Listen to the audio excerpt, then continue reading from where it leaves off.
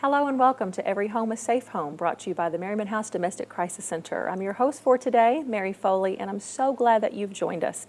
It is our goal today to make sure that you are informed about the issue of domestic violence as it relates to our community, and we hope to answer any questions you may have about the services that the Merryman House provides, and we have some excellent guests to help us do that today, so I'd like to welcome them to the program. Welcome, Sarah. Hi. And Lisa. Hello. I'm going to let you all introduce yourselves and tell what you do at the Merryman House, and then we'll get started. So, Sarah? I'm Sarah Schweitzer, and I'm housing counselor at the Merryman House.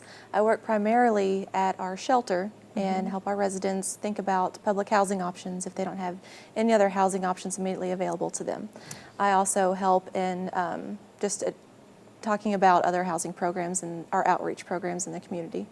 And so, you say, and Lisa, I promise I will not forget you, I will come back, but you say a whole lot there that I'm hopeful that brought the viewer to a place of that I know that it brings me is, what? I thought Merryman House just did emergency shelter, and you pointed out a lot of other programs, so I'm excited to learn more about those. Yes.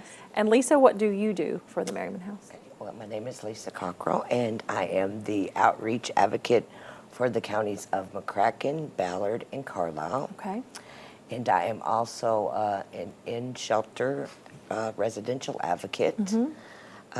In the outreach program, we offer services for victims of domestic violence and survivors, for services that are needed if you don't need shelter, if you don't need temporary housing. We provide services such as leading people to resources in the community. We have domestic violence education groups offered to individuals. So just a whole host of things you also provide. So welcome both of you today. One of my hopes for the program in general is that the community at large can just learn, number one, about the Merryman House, but even greater than that, about domestic violence, what it is, what it isn't, what it looks like, how to spot it, how to help connect people to help. And so we have done this program on lots of different topics, but today I'd like to bring us back to the basics, and I'd like to just talk about domestic violence. I know kids are getting ready to go back to school, and so families are going to be stretched at times and interfacing with different community members, and so it's an opportunity for us to be alert and to be aware about those that might be in need of our types of services. So for the viewer, we're going to put up a definition of domestic violence, and it's a technical definition, but essentially it says that domestic violence in its truest form, right, is at its root an issue of power and control that can take the form of physical battery, sexual assault, emotional control, verbal abuse, financial control, just a whole host of things. And so when I first read that definition, I'll be honest, I thought, gosh, that's awfully broad. What I'd like for you all to talk to me about is, what does domestic violence look like when it comes to the Merryman House, when it comes to shelter, or it comes to outreach? What is the face of domestic violence, and what are its signs and symptoms? Sarah, I'll let you go first. Well, especially in regards to housing, it seems like the women we work with aren't aware that they have choices, that they have options, that they're not limited to the environment that they've been in for so long. That, hey, I can actually, even though I've never sought housing before, I can learn about what housing is in the community and ask questions, and I can apply for it, I can go get it. Or in regards to financial dependability, sometimes we may not realize I feel stuck in a situation, but I don't have to be.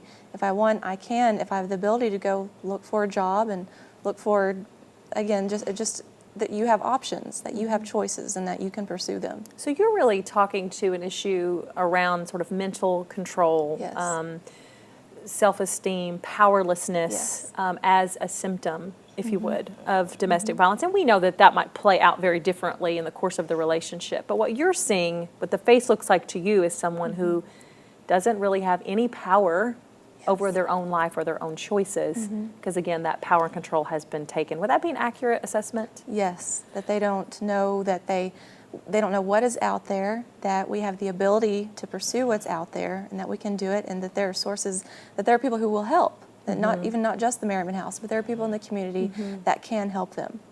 Okay, thank you.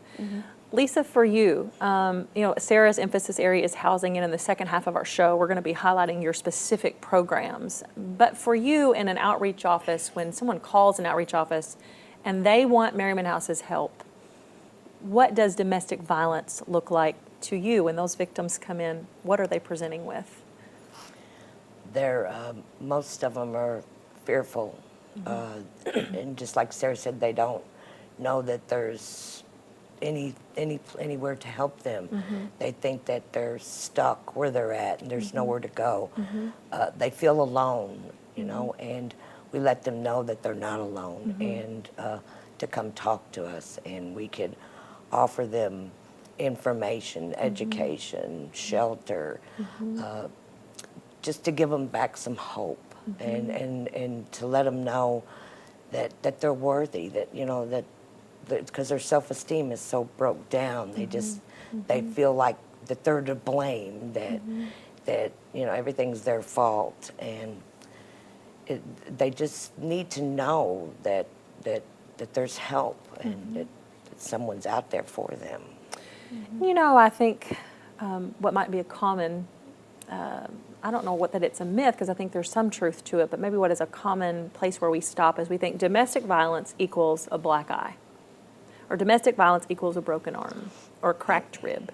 That's what domestic violence looks like on television. It's what it looks like, in what we would call the big cities. This is what domestic violence looks like. And it does sometimes for folks that their safety issues have come to the place where they do need our emergency shelter. Maybe they do come in and there are documented physical ailments, if you would, black eyes, broken arms, physical assaults. But what else? Could you give me a picture of there's a whole continuum here. What is this on this side that's not physical? What does domestic violence look like for viewers that might be watching, that might be struggling with whether or not what they're experiencing and feeling really is abuse or violence? Emotional, demeaning remarks, criticism, always saying you're not good enough, it's your fault, why don't you have dinner cooked on time? Then there's financial, economic, real controlling of the money. Never allow the woman to have any money or know about the finances. And so I want to be real careful here to parse out that we know that domestic violence also happens to men.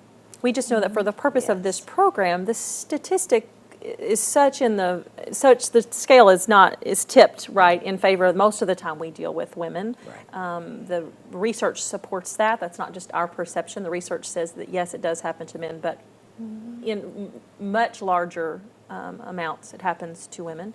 And so you're pointing out some things that maybe viewers are saying, gosh, yeah, occasionally when we get in an argument, these things are said or that is said. What makes that different? What makes an unhealthy relationship maybe different from a domestic violence relationship? I think fear.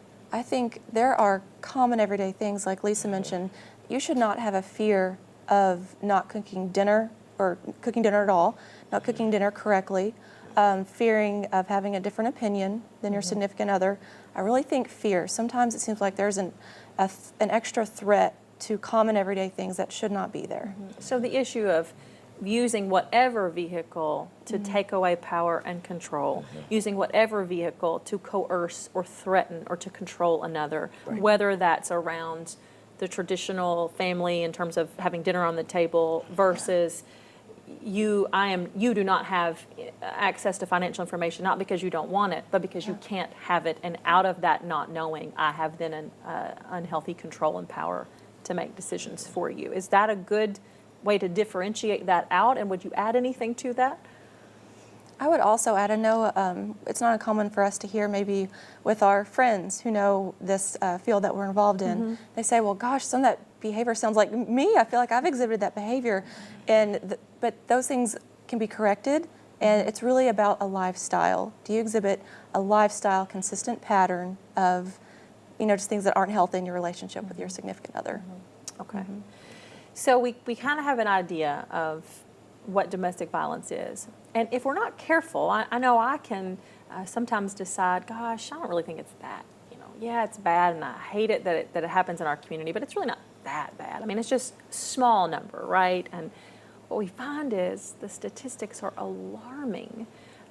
Just for example, 30% of all female homicides that are reported to the police are at the hand of an intimate partner. 30%. 1.3 million women victims of domestic violence. That plays out to be about 1 in 4 of us. And what we know is the more it escalates, right? At first it's verbal, financial, and then it might escalate to a little bit of physical and then escalate up that continuum. What we know is the lethality rate goes through the roof. So when we talk about the issue of domestic violence, and if we didn't have access to national data that told us what I just said, what would you say to a viewer about why does it matter? Is it really a big deal? Are people really in danger here in Paducah, Kentucky from domestic violence? How would you answer that?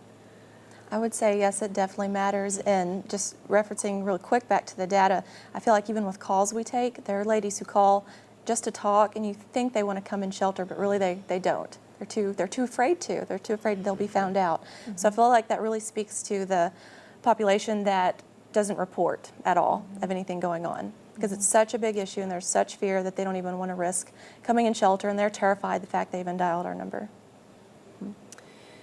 So one of the things that we're going to certainly get to after we take a break, which we'll be doing in just a few minutes, we're going to get to the actual programs offered through the Merryman House. We're going to talk about obstacles that women may feel like, and men feel like, that they are up against. Mm-hmm. But before we leave the topic of prevalence and the urgency around domestic violence, what would you, I read a very interesting statistic that basically said that children who witness this type of violence are 2 to 3 times more likely to continue violence when they get older. What would you say is, in your experience, Lisa, as folks come to you and they're wrestling with that decision through the outreach office and not to maybe come into shelter or even to reach out at all, but they have children, what do you see as the biggest sense of urgency around that, where children are involved? They have the belief that it's best to stay in the marriage for the children. Mm-hmm. They don't understand that children, of course, they take after their parents. They do the same things as their parents do. Mm-hmm. It causes all kinds of problems with children. They'll have problems in school. Mm-hmm. It's just, devastating. It affects them in every way, mentally, their learning abilities, just any ways.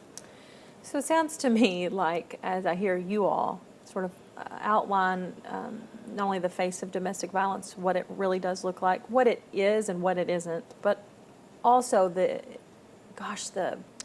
urgent need for us to step in when children are involved. I can also see that the resistance to actually stepping in would be very difficult because children are involved. So when we come back, what I'd like for us to focus on is what are the obstacles, how do we remove them, and how do we give hope to the viewer that if you find yourself, if we seem to be talking your language, if we seem to be having an inside peek into your home and you think, oh my goodness, this is happening here, now what?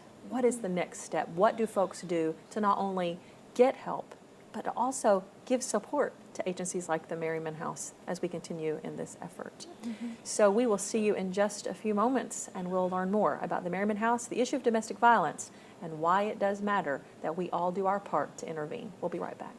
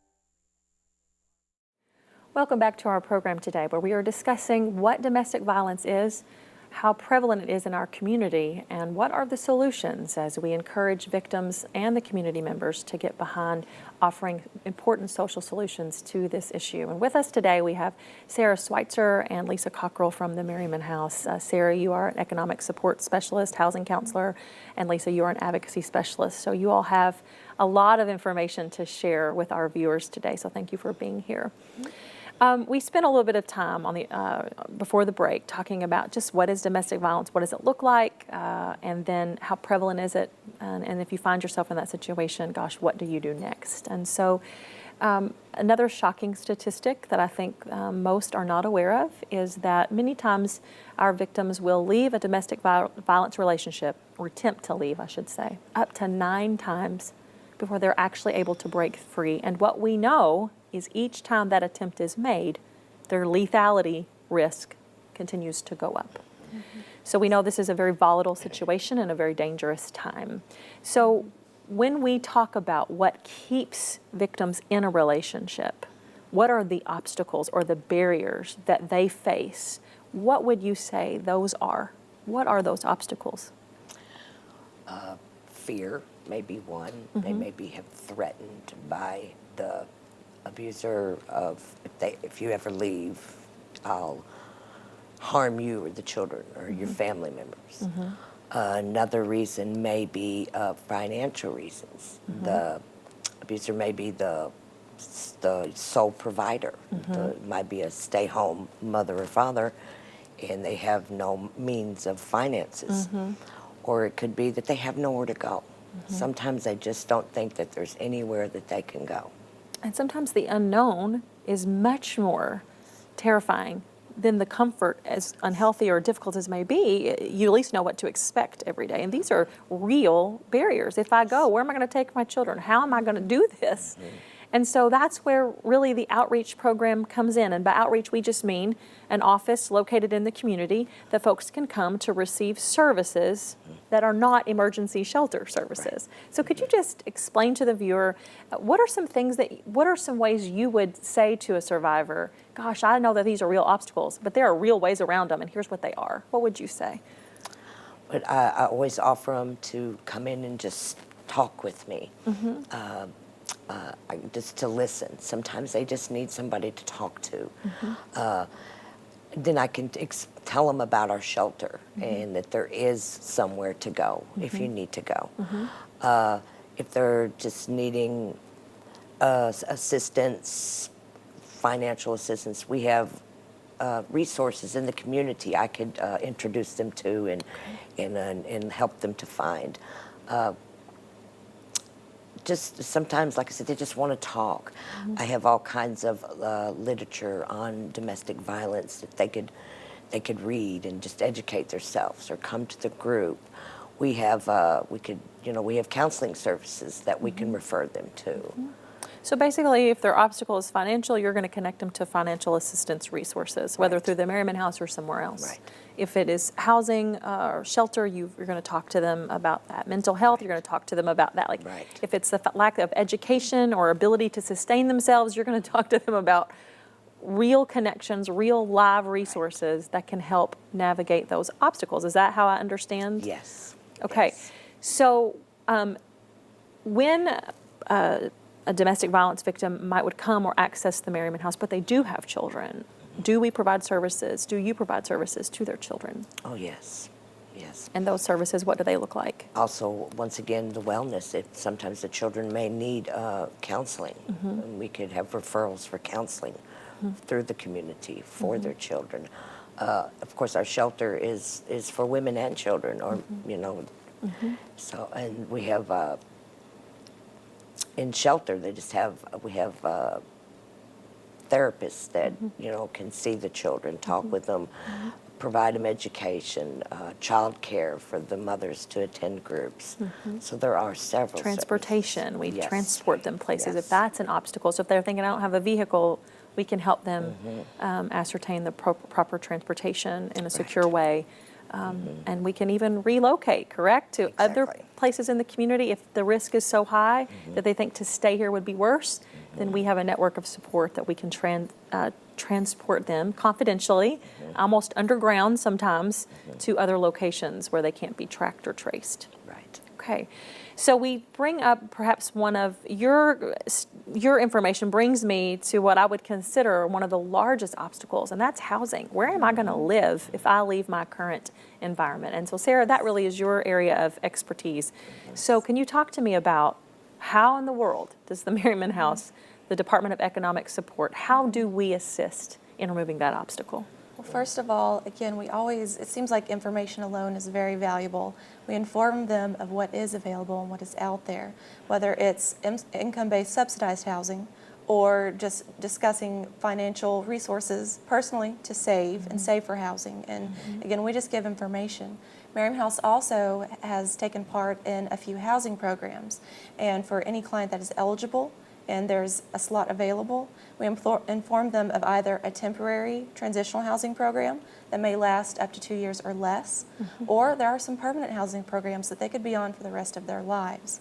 But again, that is always restricted by funding. But if it is available and they are eligible, then we refer clients as we can to those programs. So when if they came and saw Lisa through the outreach office, she could connect them to you, or if they came through emergency shelter, you're going to work with them our goal, right, is to empower them to be self-sufficient, to not be dependent on their current situation, to keep them out of that current situation, and to empower them to be able to make those choices for themselves. And so in terms of when you say housing programs, that's language that is most likely common to those of us that do this work. But what would that actually look like? Can you give me an example of what that would look like for somebody that might be watching thinking, I don't even know what a housing program is? A housing program, what I mean by that, is something that's going to be income-based, that's going to be affordable. You will only pay your rent will be a percentage of your monthly income. And so it's, for one thing, going to be affordable for you. What it may look like is if you have already tried to apply for subsidized housing in the community, and because of different reasons like background or anything else, or just issues with safety, if for some reason subsidized housing in the area is not a possible option for you, then these housing programs and these are housing opportunities basically for those that have no other. I see. Now you bring up a very interesting point that I would like to ask you for clarification on. You said that the housing would be based on their income. What if we have somebody watching that says, Sarah, I don't have any income, and if I leave this situation, I am not going to be able to have income. Maybe I have a disability. Maybe I don't have a high school diploma. Maybe I do, but I have 3 small children that I'm not going to have anywhere to take them. What am I going to do if income is part of the equation? I'm already out. Like I'm not going to qualify. What would you say? I would say that maybe they need more information about the housing opportunity, because both for the housing programs I'm talking about and local housing apartments and programs, they don't require you to have income. Because it's income-based doesn't mean it's not a requirement to have income. There are other things that we may go around if you need to work on other resources to have household items and things, but sometimes it's not a requirement to have income to apply for income-based housing. So 0 income is one of the slots that can be checked off. 0 income doesn't mean you don't qualify. It means you're going to pay based on someone with 0 income. Yes. Okay. So you're empowering and you're informing resource and community connections, child care, you're helping to assess mental health, medical needs, all of those things. You're providing transportation when appropriate or arranging for that to be done.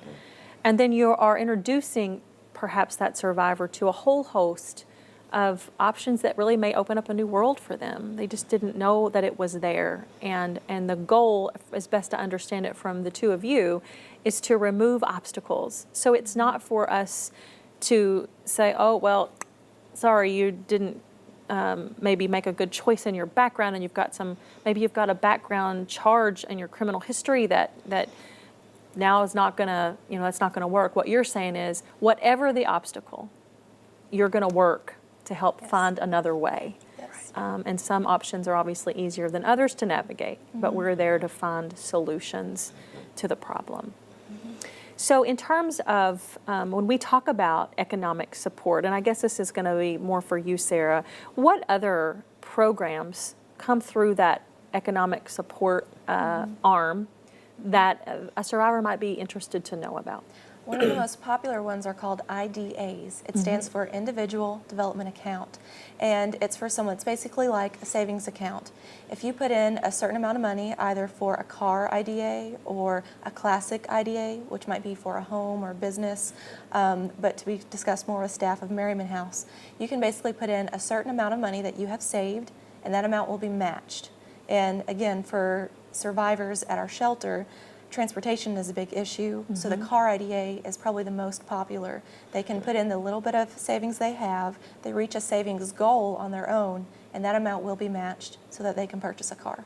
So now I'm going to say this back to you just in as if I just don't know anything about this program. Basically, you're saying that you can help me save for a car, you can help me save for a house, and you can help me save to open my own business so that I have economic producing skills from now on. Yes, it's all about self-sufficiency, and those are just some more of the ways that we try to promote that. And that is matched through our coalition, and the rate is approximately 4 to 1. Is that right? I believe so. So I save, for example, 1,000. You match with 4,000. So the chance of becoming self-sufficient, or at least having what my mom would have called a nest egg, right, is actually doable. Yes. And so when you're talking about survivors who feel like they have no options, no money, nowhere to go, what you've just created is a picture of not only a place to go and resources, but worthwhile resources that can change the course of their very life. If you are a viewer, and we just have a small amount of time, so I'm going to ask that these be brief. Lisa, what would you tell a viewer that may be thinking, I don't know if I can do it. I don't know if I can contact the Merryman House? You can do it. You're worth it. You deserve to be happy and free from violence and fear. Just give us a call. Give us a call. We're there to listen, we're there to provide services, and we're there to help. Thank you. Sarah, what would you say? I would say if there's fear of contacting us, we promote strict confidentiality. Please don't have that fear. We are all about self-sufficiency, and if you have any fears, one of the things we may do, if we don't know information, we will be there to help you, and you will not be alone. You'll have someone alongside you. And we're going to end on that note. I hope that you've learned more about the issue of domestic violence, why it matters, how we can help, and I hope that if you are a survivor of domestic violence, that you will find the courage to call. The numbers are placed on your screen. And if you're a community member that doesn't suffer with this particular issue in your family or in your personal life, we hope that you will get connected to our mission to save, build, and change lives. We'll see you next time.